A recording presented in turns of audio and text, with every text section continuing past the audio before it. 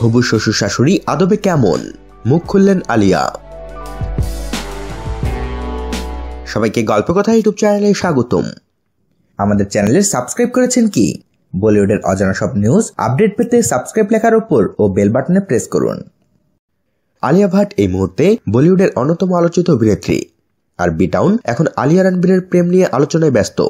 কিছুদিন আগে আলিয়া রণবীরের সম্পর্কের মধ্যে তিক্ততা তৈরি হয়েছে বলে শোরগোল পড়ে গিয়েছিল।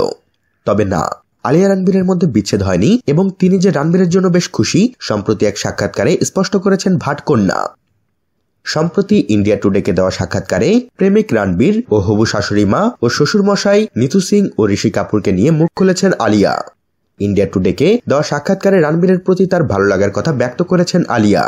রণবীরের প্রশংসায় পঞ্চমুখ আলিয়া বলেন, আমি আমার জীবনে এরকম ন্যাচারাল অভিনেতা দেখিনি।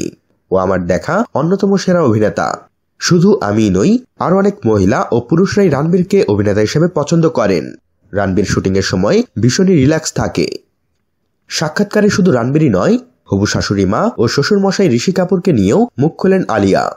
তিনি বলেন, নিতুজি ভীষণই ভালো মানুষ, তাকে আমার ভীষণ ভালো বন্ধু বললে ভুল হবে না।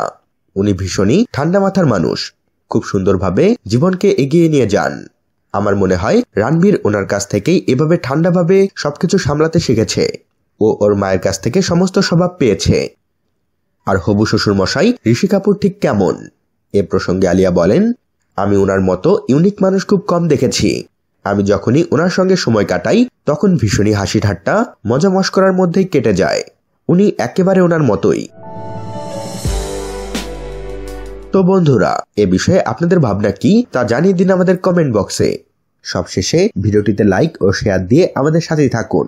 ধন্যবাদ।